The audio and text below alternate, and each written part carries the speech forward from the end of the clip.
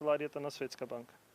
Неиздржана и буквално како од ракав стресена изјавата на вице-премиерот Фатмир Битики, кој кажа дека вработените во угостителството, кои си заминале од овој сектор затоа што просечно земале плата од околу 24.000 денари, можеле да се преквалификуваат на други работни места во финансискиот сектор и да бидат платени 53.000 денари, или во информацијско и комуникацијските технологии, каде платата е повисока од 57.000 денари. На ова силно реагираат експертите по туризам.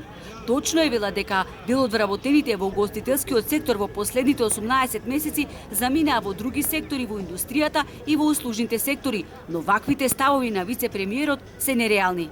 Да очекувате дека некој кој што бил квалификуван за работа во кујна или квалификуван за работа во ресторан, дека за кратко време ќе може да се преориентира и да стане IT експерт, тоа е нереално.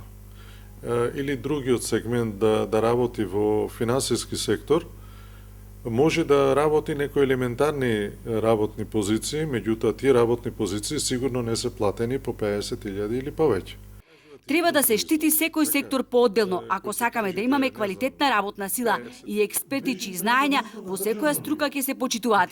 После овој период на пандемија, силно треба да се вложува во човечките ресурси, со цел да го вратиме квалитетот на услугите на она ниво на кое што беа до 2019 година, вели професор доктор Андреевски. Иначе, зошто постои средното угостителско училиште во Охрид и факултетите за туризам, ако треба сите да бидат информатичари?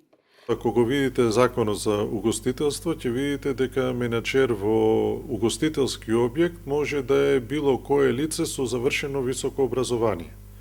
Со тоа се подценува работењето и постоењето на специализираните факултети за туризам и угостителство, кои што вадат експерти од област.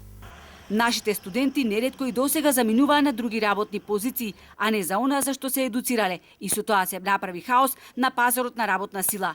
Тие што биле стручни за една област, ги пренасочуваме во друга и на крај добиваме таква ситуација каква што имаме во државата. Туризмот е на колена овие две сезони, затоа треба да се вложи многу поголем напор да се врати целиот сектор на старите патеки како што беше до 2019 година. Но за жал во нашата држава, вели Андреевски, туризмот како дејност е потценета. Со тоа што туризмот во бруто домашниот производ учествуваше со 3%, а во извозот со 5%, тоа на политичарите им укажува дека не е една од главните дејности кои што учествуваат со двоцифрен број и затоа го потценува туризмот. Но треба да знаат дека туризмот има најголем мултипликативен ефект и 1 евро вложено во туризмот дава назад 3 до 3,5 евра за работка, појаснува деканот на Охридскиот факултет за туризам и угостителство.